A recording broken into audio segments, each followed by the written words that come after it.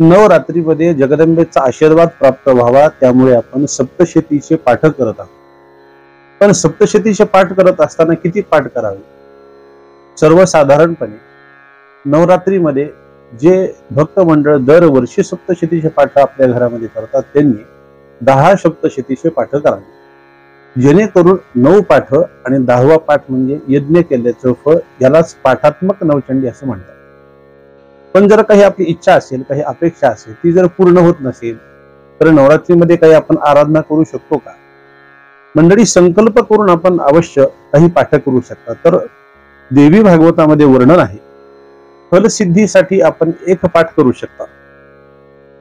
आपल्याला शांती हवी असेल घरामध्ये, सुख शांतीसाठी किमान 3 पाठ करावे असं वर्णन आहे.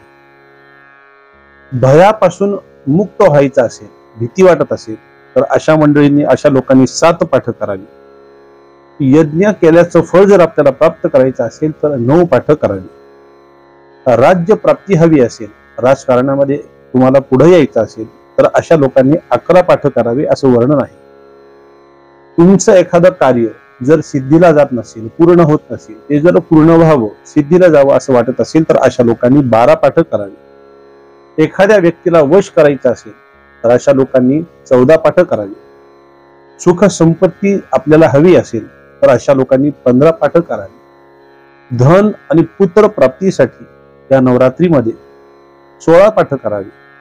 शत्रू आणि रोग याच्यापासून आपल्याला दूर राहायचं असेल, शत्रू भयापासून दूर राहायचं असेल तर अशा लोकांनी 17 पाठ करावी.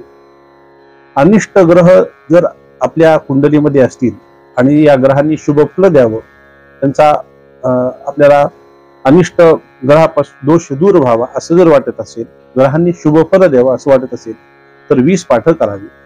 आणि बंधनातून मुक्त व्हायचं असेल तर अशा लोकांनी 25 पाठ करावे असं वर्णन देवी भागवतामध्ये आहे.